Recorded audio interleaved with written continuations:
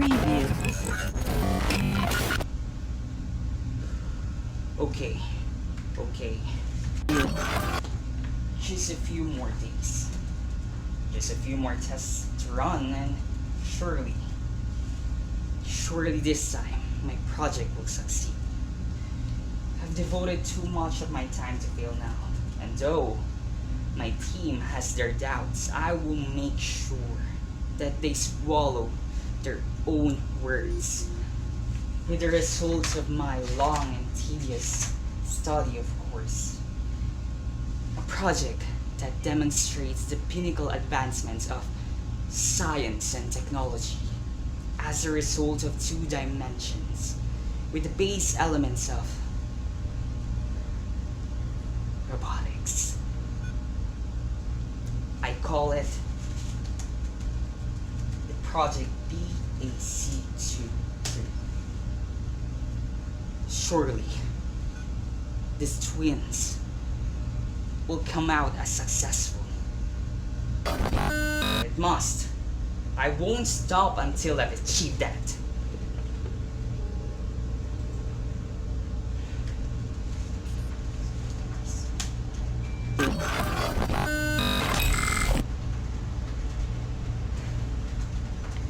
This is head researcher of Division 5, codename Ari, and my observational studies have only just begun.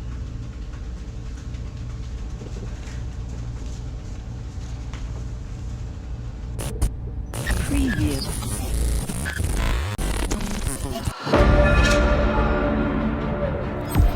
Audio Jungle.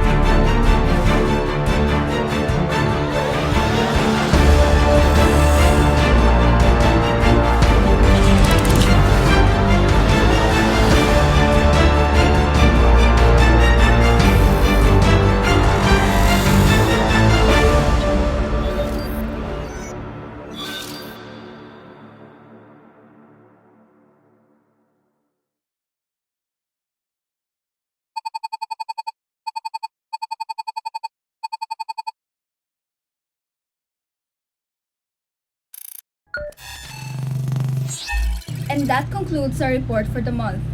Current statistics are stable enough throughout the whole month. I don't think the systems are in any danger of collapsing again like last time.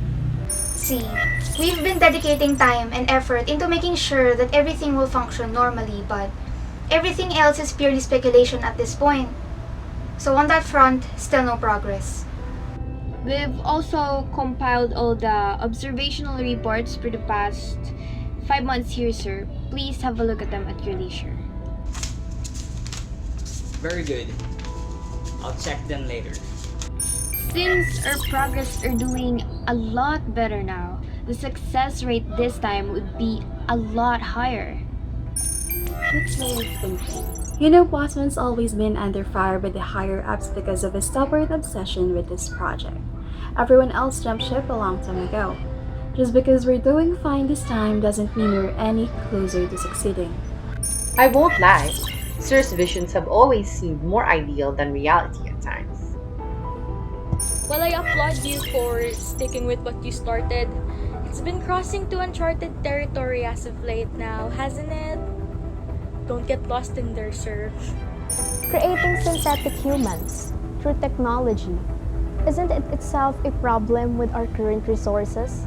But assimilating it with humanistic traits is the grand equivalent of creating your own human. What do you intend to do after you've succeeded, sir? Oh, I know this one. This is the part where Sir Ari tells us he plans to take over the human race with his legion of robots, isn't it? I'm sure you think finding of a way to link humanity with an artificial being is a grand idea. But what of the people who could and would take advantage of it? I'm sure Sir Ari didn't make a connection that could be used in the wrong.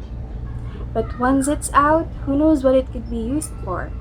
I'm sure some people would probably find a good use of it for their own selfish intentions. After all, transferring consciousness to an artificial body sounds surreal, wouldn't you say? That's not the point of this project. The objective was never to link consciousness to an android. It was to make a consciousness out of the artificial. It could go either way. Once it's out, it's for the taking. It opened up so many possibilities previously unattainable. How disappointing. Isn't that exactly what we strive for? To break through the current developments and expand upon it. Isn't that why we determine areas that could be improved upon? Such simplistic views. What we're striving to do here is a paragon of scientific and technological development. We're demonstrating the pinnacle of what science and technology can manage. That's why this project can absolutely not be allowed to fail. I see. So you intend to become the modern-day Victor Frankenstein, huh? All of you, get back to work.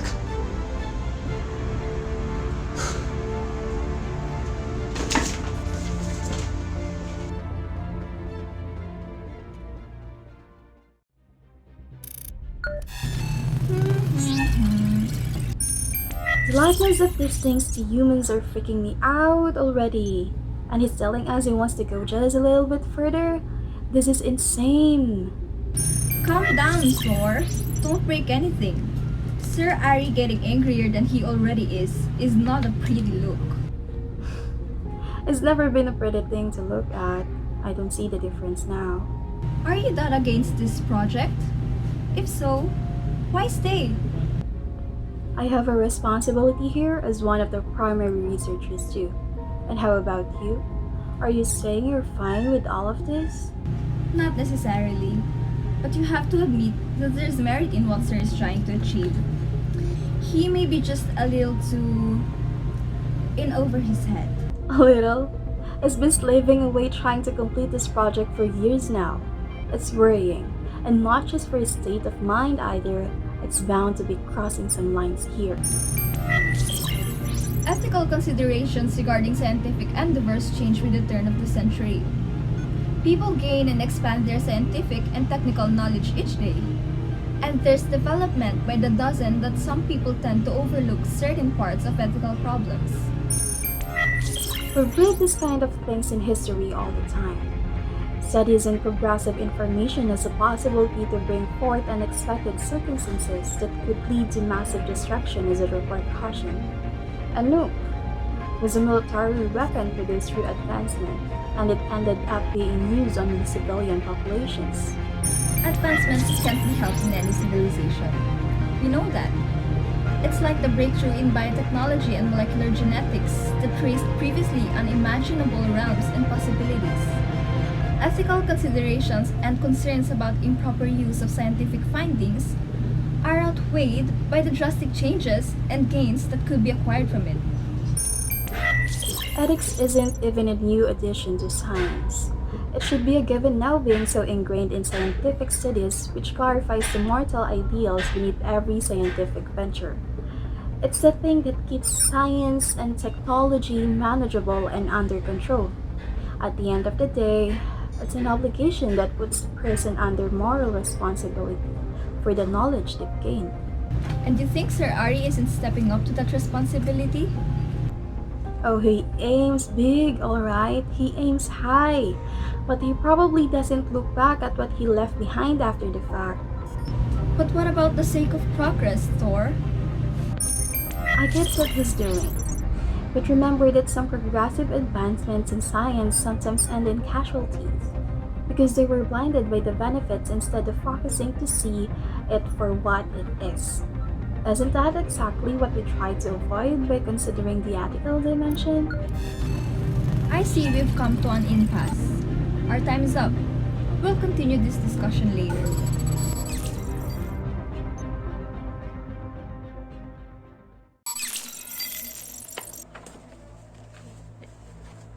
I already ran some tests. What are you still doing? It's none of your business. I am just making sure. By the way, I don't want to sound like I am bad-mouthing Sir Ari, but can you see that our activities are utilized for his madness? I mean, look at all of these experiments we had for a couple of months now. Do you really think this will work out? Only you wouldn't run double tests. I know exactly what you mean. Technology and culture influences one another. The demeanor of Sir Ari could be integrated into his culture. He's using technology for his own needs. And the objects produced by this activity using technology are referred to as artifacts or material culture. So, does it make sense in your tiny head? I don't need your callous words. I already get it. You're saying that Sir Ari might be planning something that we're not aware of. And the only natural explanation for this matter is that culture plays a vital role in the creation of technology. Yeah, but he also needs to consider the ways in which technology either influences or creates creatures, especially what we're working at this moment. I don't want that kind of tendency if I'll be head scientist someday in the future. That's why you need to note the cultural factors that influence the perception and usage of technology. In that way, you'll definitely be safe. Of course, I already have that thought. Culture and technology are created from the fabric of one another. This relationship fits our version of thriving. But in Sir Ari's case, it's still a little obscure.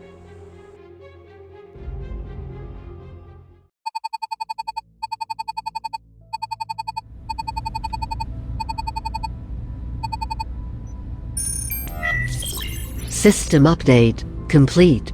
Calibration complete. Rebooting commands. All systems now online.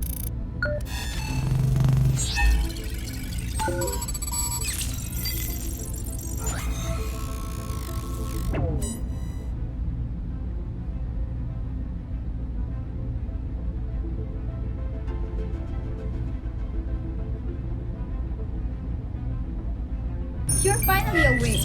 Thor, are all systems functioning properly? It should be. Give the questions a try, just like the bossman said. Alright, here goes. Subject 000766. I am a scientist from Division 5. Codename Aqua. What is your official system name? Computing complete. System name is Cancy. Subject 000766. How many fingers am I holding up? 3 fingers. Alright, so far so good. Subject 000766. What year is it? Year is determined to be 2000 XX in the new normal era. Also, please address me as Cancy. You got sold off by a rabbit. Hilarious. Still though, to think Sir Ari actually managed to make one of them, it's already a big leap. How about it, Thor? Do you think the ethical dimension in science and technology will still be lost on Sir Ari if Cancy actually manages to survive? Who knows? In the end, it all goes down to what purpose he wants her to serve and where this kind of breakthrough advancement will go. Bossman's the one who decides that. Ethical dimension? My data has stored no such information. Huh? She's serious? She's as old as a 1-second infant, Thor. She can't possibly know everything. But never mind that. I may as well program this data into your memory later. but let us explain it anyway.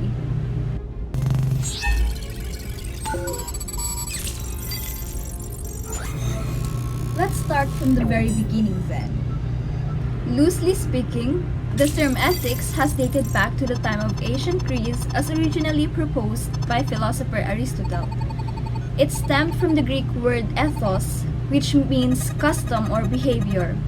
As the years go by, people started equating the word ethics to mean synonymous to morals, which is not something one can claim as true or false due to their more personal subtext and implications. In the coming centuries, many new technological advancements were made through scientific progress. When World War came, this had quite the effect on society as ethical discussions were had regarding the advancements of physics and engineering being used for destructive weapons. But even war ends and society doesn't stop progressing, so the use of science and technology only gradually shifts. Because of this, ethical discussions went from wartime weapons to the irreversible damage done on the environment and the climatic changes, to eventually the progress of biology through the use of biotechnology and molecular genetics, all of which have underlying ethical problems. Sometimes, ethical considerations and concerns about improper use of scientific findings are outweighed by the drastic changes and gains that could be acquired from it. Think about it. Haven't we enjoyed some luxuries these advancements have brought us? After all, using weapons won us the war. Even still, technological and scientific advances are precious knowledge that must be put to use. Ethics comes into play by encompassing science's social duty as well as keeping science and technology controlled and manageable.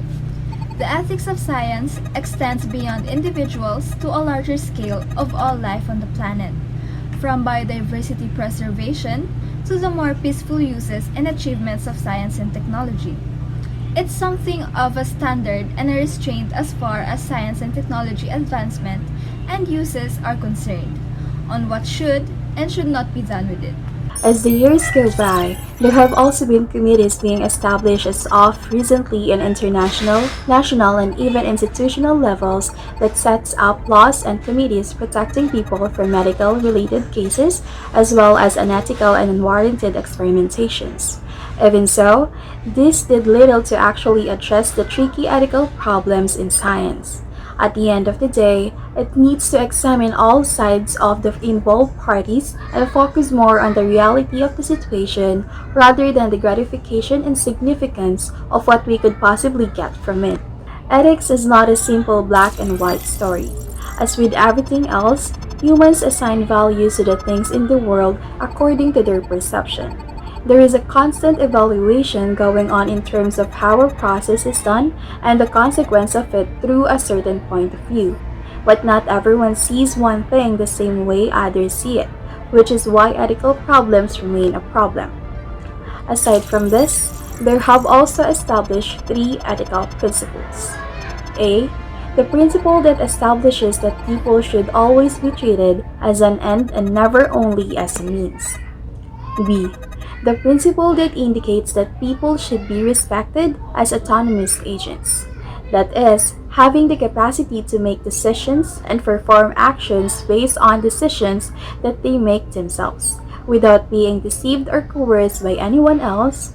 And C. The principle that prohibits harming a person in the absence of sufficient reason to justify doing so.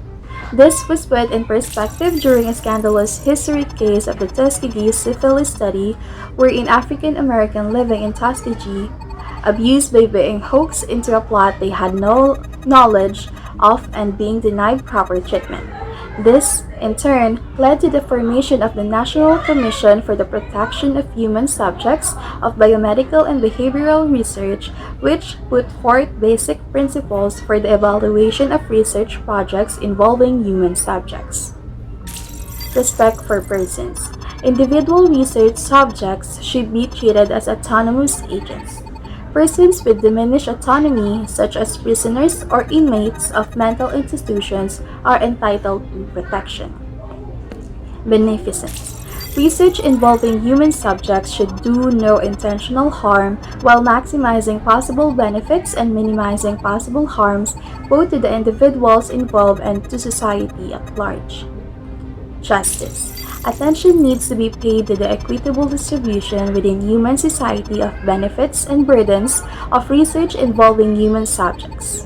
In particular, those participants chosen for such research should not be unequitably selected from groups unlikely to benefit from work. In essence, ethics is not something we can pin down as one concrete thing, because not all humans share the same view as the other. Science and technology, on their own, have many different uses and have offered advancements that might have affected others positively and some negatively. It draws a line of what is and what is not supposed to be done with them. Ethics in science and technology, therefore, seeks to protect life from misused knowledge and information and preserves the integrity of every scientific and technological venture. Do you understand? It's more the effect the science and technology will have on the people that worries me. If Cancy survives and Bosman's ideals suddenly become a reality, then who will be the victims? Who will be the abusers? It would be great if the answer is none, but then again, you and I have different perspectives in examining things. Let's leave it at that.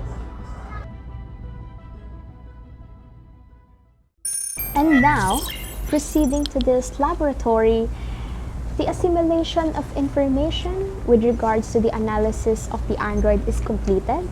Based on the scan and the overall stat of the subject 87000, it is functioning well and I didn't recognize any structural failure. Can you question its name?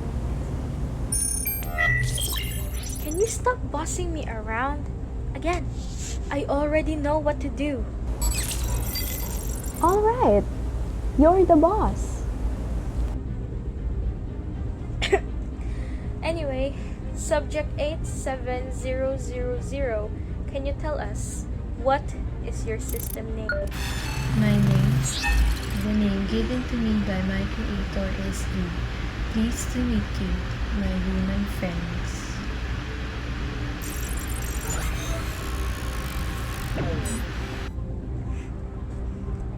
Okay, V, can you tell us what you see in this room right now? I see the two of you and the room is white. The system is running smoothly. Humans, I am a peculiar artifact and I wonder what is the reason for my existence. I use artificial intelligence to acquire new information from both of you and store it in my system. Now, I need some answers. You see, you are related to the culture we have right now, especially head scientist Ari. We are just some scientists running analysis on you. It just means that the culture we have right now necessitates that we do this, we do that, and therefore you were made by our head scientist because as a work made the technology and culture is its component. You see, every person belongs to a society, just like your creator who practices a specific culture himself. As part of culture, technology has observably changed from the distant past to the present.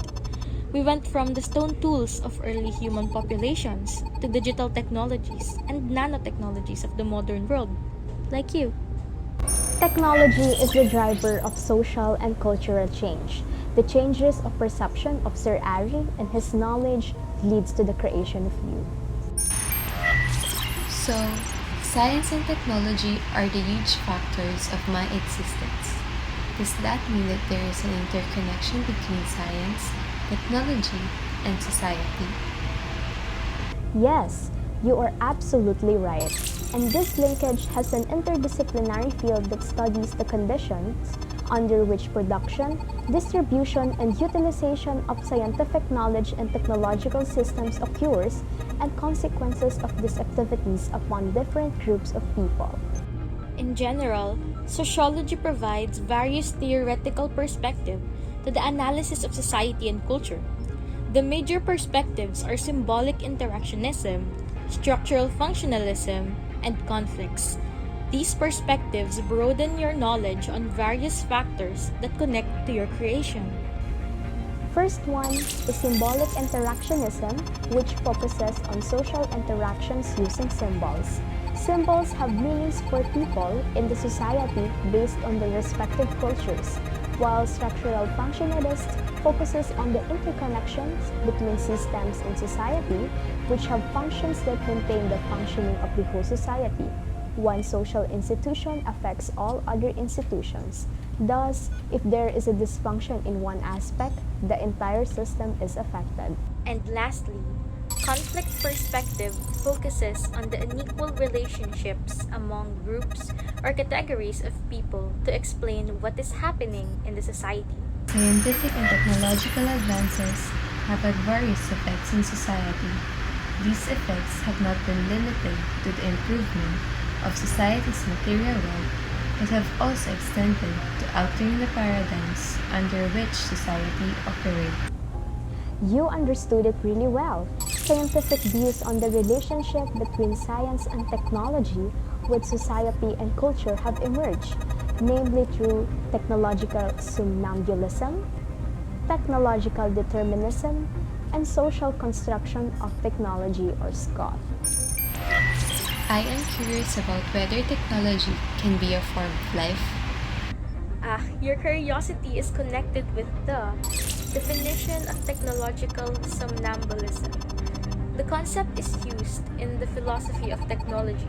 I'll introduce you to our good friend, Langdon Winner, who puts forth the idea that we are simply in a state of sleepwalking in our mediations with technology. He has stated that there are three factors. The first one is that we view technology as tools. Because of this, we fail to look at the long-term implications of using that object.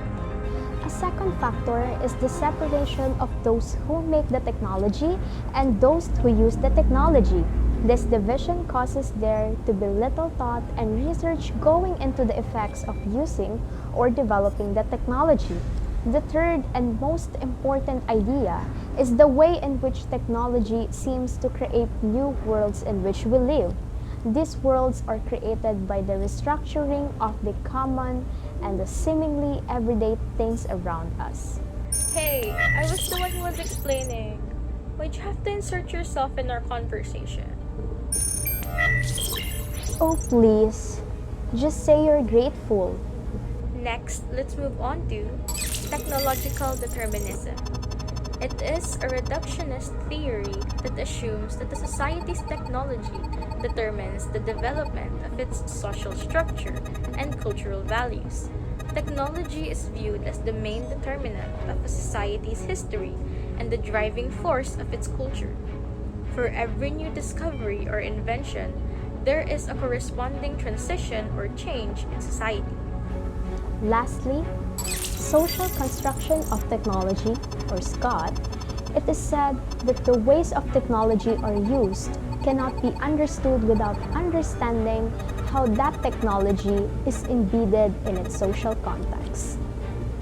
SCOT is a response to technological determinism and is sometimes known as technological constructivism. They also argue that the ways SCOT holds that those who seek to understand the reasons for acceptance or rejection of a technology should look to the social world. Technology success must ask who defines the technical criteria success is measured by, why technical criteria are defined this way, and who is included or excluded. Trevor Finch and Webby Biker argue that technological determinism is a myth that results when one looks backwards and believes that the path taken to the present was the only possible path. 99% to 100% information is acquired successfully.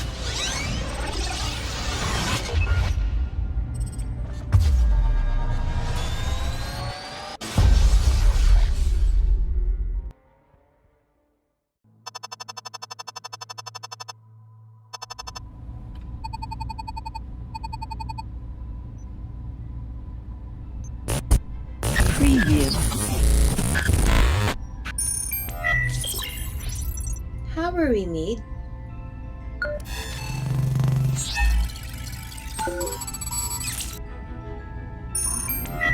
Are you in an existential mood right now, Cancy? We've been learning slowly but surely on all the things you tell us. We are eager to learn more. Interesting. Not only their systems working well, they're able to function even after long exposure and extended use. And they're also generating a sense of curiosity themselves. As of now, they look very stable. Are we to assume that Cancy and V are the pinnacle of your long-enduring research, sir? Right now, they're nothing more than children eating up all the information you give them. It's both something fascinating and terrifying in a sense. Not yet. This is still just the first part of the project. There's still a lot to be done. But these two are certainly better than the rest we've had to deal with for the past years. One day soon, they will become my legacy. Something of mine that will outlive me. On that note, why don't we grown-ups introduce you to an old friend of ours? Robotics. Jeano. Hey, you know what's a fun story? The first use of the word robots was in a play about mechanical men that are built to work on factory assembly lines and that rebel against their human masters. It was penned down by a Czech playwright named Karl Čapek in 1921, who based the name on the Czech word for slave. In a similar fashion, the word robotics was coined by Russian-born American sci-fi writer Isaac Asimov in 1942 in his short story Runaround. And though their interpretations of the machines were mostly different, they did become the foundation to how some would come to view and choose to portray robots in the contemporary. Along with this, Asimov also proposed 3 laws of robotics that his robots, as well as sci-fi robotic characters of many other stories, followed. Ah, I know this one. It was the whole Law 1.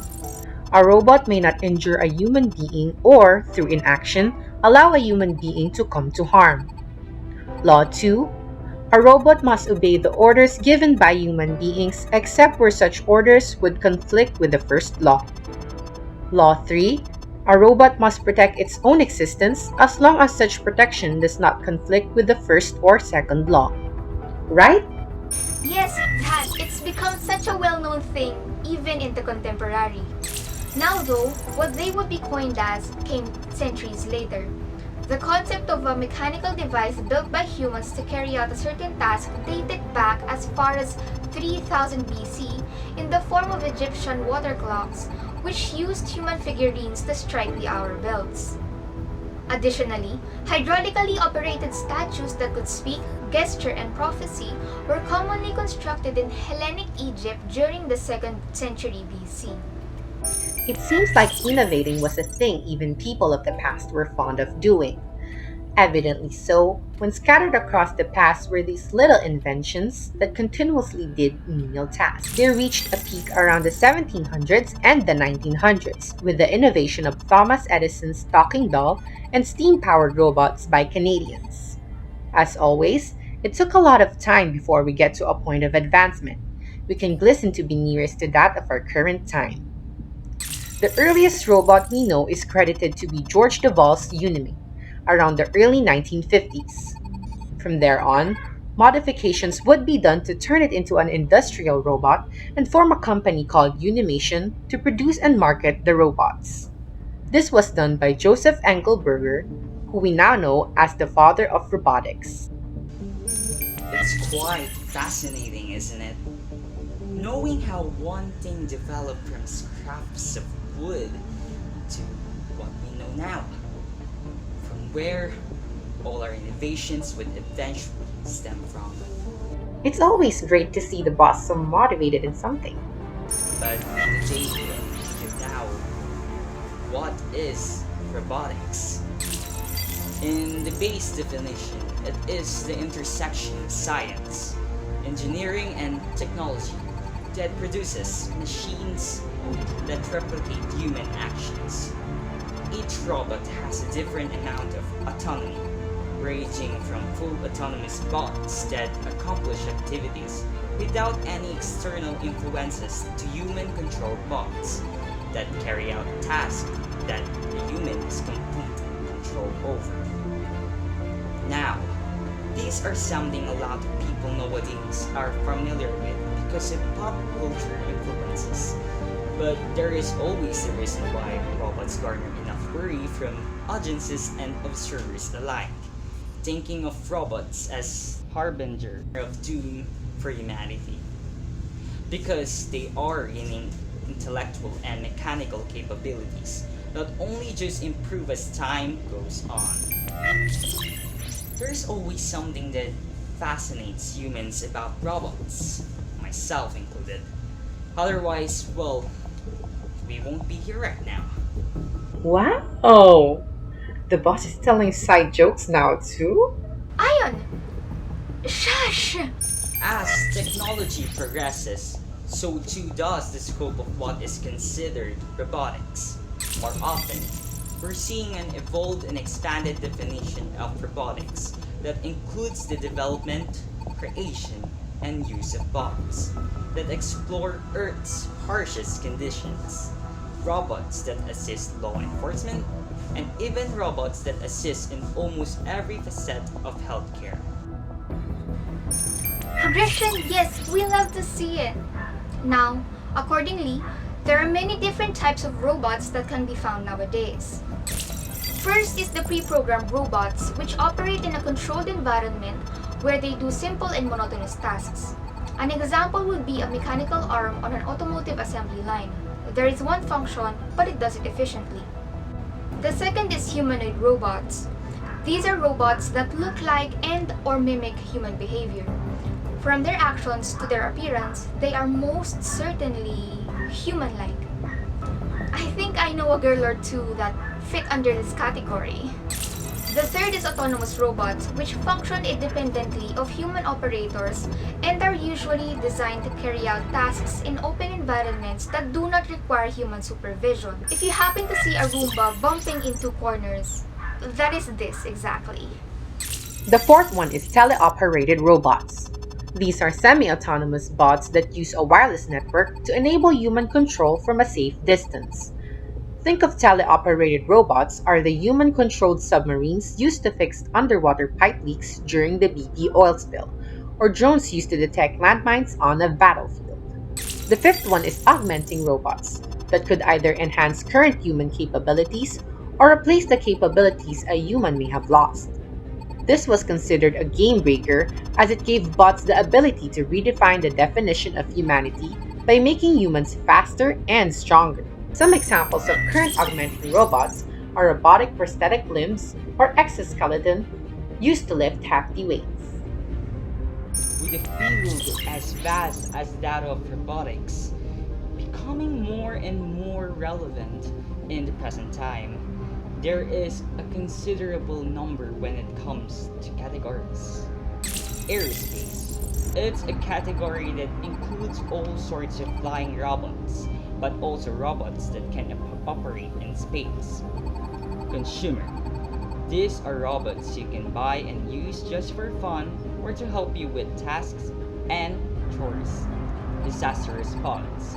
As the name implies, these are robots that perform dangerous tasks in the wake of an emergency or a disaster. Drones, also called unmanned aerial vehicles, that comes in different sizes and levels of autonomy. Education, mostly aim at the next generation of roboticists for use at home or in classrooms. Entertainment. These robots are designed to evoke an emotional response and make us laugh or feel surprise or in awe. Exoskeletons. These are useful in physical rehabilitation, used by a paralyzed patient to walk again, but some also have industrial and military uses. Humanoids. The most striking feature about them is what they're designed to look like. People. Industrial. It is the traditional industrial robots designed to do one repetitive and menial tasks. Medical. These are robots mostly employed in the medical and healthcare field. Military and security. Similarly, these are robots employed in the military, whether it be aiding with gear, with scouting, or with improving security. Research. These are robots born in universities and corporate research labs, which has the primary task of helping researchers do research. Self-driving cars. These are the type of robots that has gone beyond just driving themselves around, that they can now do the same for humans. Telepresence is a type of robot that allows you to be present at a place without actually going there. Underwater. As the name implies, these are the type of robots that frequent in the water. As the years progress, technology only improves further, and things like robotics follow suit. It's already seen its fair share of changes and developments. Is that what you want to be part of, sir? Change, advancement, and development is something that is only natural in our field. We've already seen it in every history book. It's not necessarily a bad thing from my perspective. It's these things that help us contribute better to our own goals of advancements. Steadily, even the impossible might become possible. That will be all.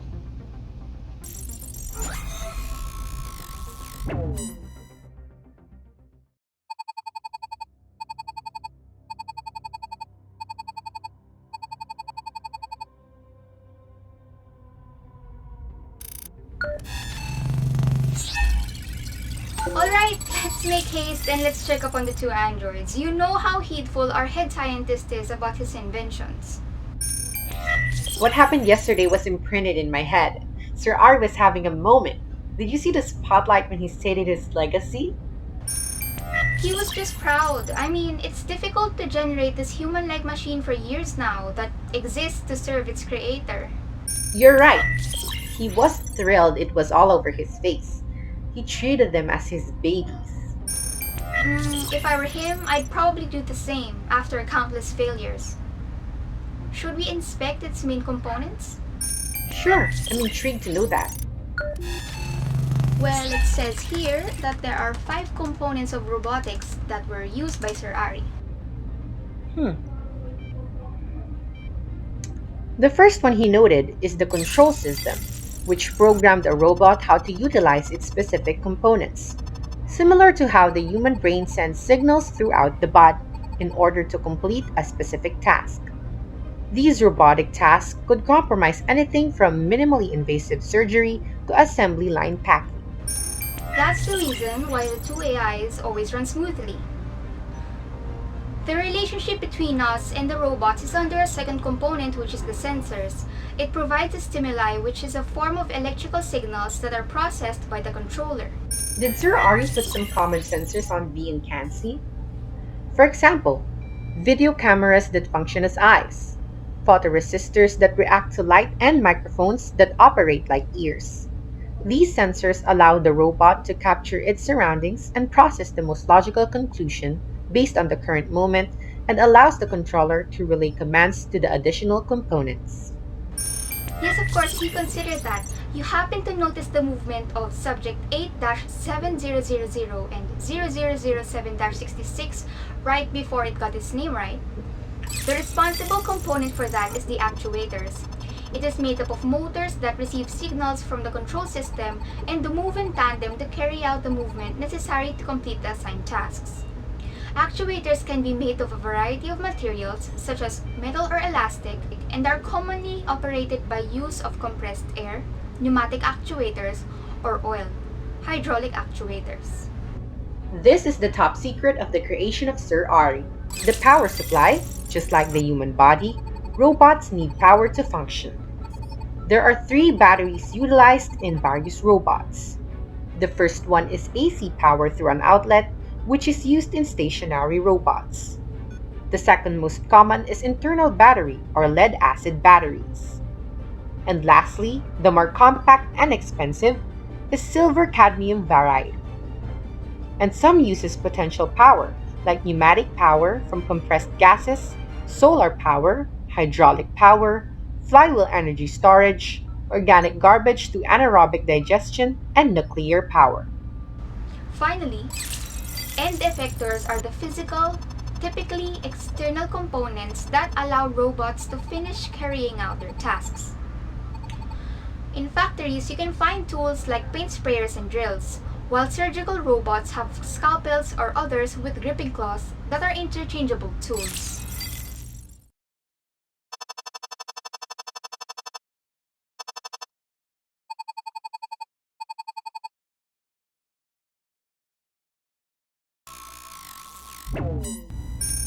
Those are the 5 components that the HS used to generate his legacy. Now, I had a deeper comprehension with regards to the components he utilized. Okay. Good evening. I expected that the two of you were done with your analysis yesterday. That's why I really thought that the room would be empty today. Good evening, Ma'am Liv. Yes, ma'am. We have to report our overview about the experiments that we examined with the subjects. But we're just... Oh, we just wanted to educate ourselves with the components of robotics that Sir Ari applied in the creation of his androids. That's great. I mean, to deepen your knowledge, right? I'm actually with you guys because I am here to write some research with the uses of robotics. Are we allowed to join your inspection? Or we will leave this room to give you your piece? Oh, you may stay.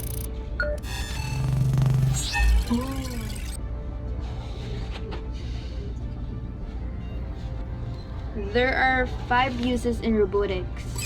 It is for manufacturing, logistics, home, travel, and healthcare. I know manufacturing. It is the oldest and well-known user of robots. The robots and cobots work alongside humans to efficiently test and assemble cars and industrial equipment. And you know, it's just estimated that 3 million of industrial robots are utilized. 3 million industrial robots? You heard that right, Ian. Robots are wielded for personal desires to make our life uncomplicated. The rise in the production is inevitable if consumers are liking the machine's work. The use of robots in logistics comes in fruition with what you converse. Shipping, handling, and quality control robots are becoming a must-have for most retailers and logistics companies. Because of our lack of patience, we now expect our packages to arrive at blazing speeds. Logistics companies employ robots in warehouses and even on the road to help maximize time efficiency. In our homes, we can discern robots helping with our chores, helps in our schedule, and even for entertainment. The most well-known example of home robots is the autonomous vacuum cleaner Roomba. Additionally, robots have now evolved to do anything from autonomously mowing grass to cleaning pools. Travel and healthcare are the last 2 uses of robotics. In travel, we all knew about autonomous vehicles. Self-driving cars are a combination of data science and robotics.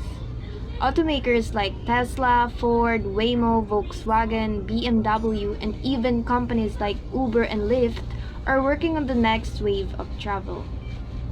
Onto the healthcare industry, robots in the aspect of healthcare are used in surgeries as assistants and from recoveries in an injury or physical therapy, and even employed by pharmaceutical companies to fill and seal swabs and production of PPE and respirators. That concludes my research for now.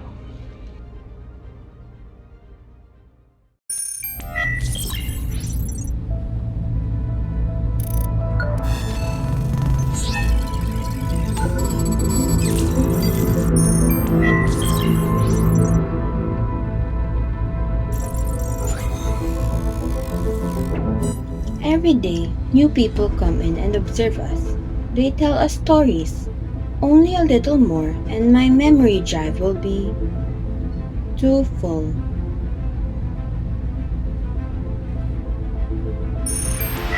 Is this what they meant when they said, forget? But there were many good stories and some good lessons. Let's have a system recap.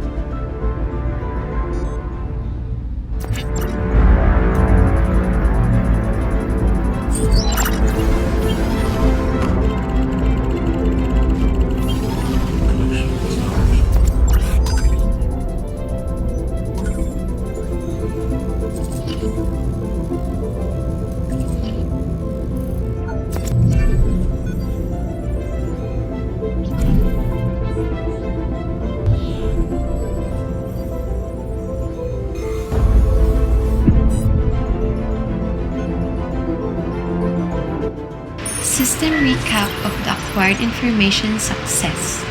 Back to the date of 2021. Cancy, what did you learn in your time here? I learned about ethics when it comes to science and technology. This is the dimension that manages and controls sciences to keep them from crossing lines that they shouldn't cross while protecting humans from their own fellow humans. It gives moral responsibility to those who have knowledge and capabilities to push for progress while maintaining both the integrity of scientific endeavors and of human beings. How about you, V? In the social dimension of science and technology, I learned about the relation between culture and technology. These two create the fabric of one another and influence each other. Through the fields of sociology, we can comprehend the interconnection between science, technology, and society under its theoretical perspectives, the symbolic interactionism, structural functionalist, and conflict perspective. The drastic change in our society, the evolution of the sciences we discovered and developed. These advances had various effects on society. There are three scientific views on the relations of science, technology, culture, and society, which is a technological somnambulism that gives three primary factors in how we view technology, while technological determinism suggests the technology is the driving force of its culture. And lastly, social construction of technology, SCOT, argues that we need to understand the social context of the ways of technology in order for it to be perceived.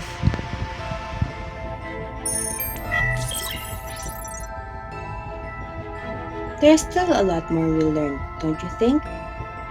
There's the transitions and progress throughout the years that could turn a simple machine doing menial tasks into the kind of grand and complex process it is now.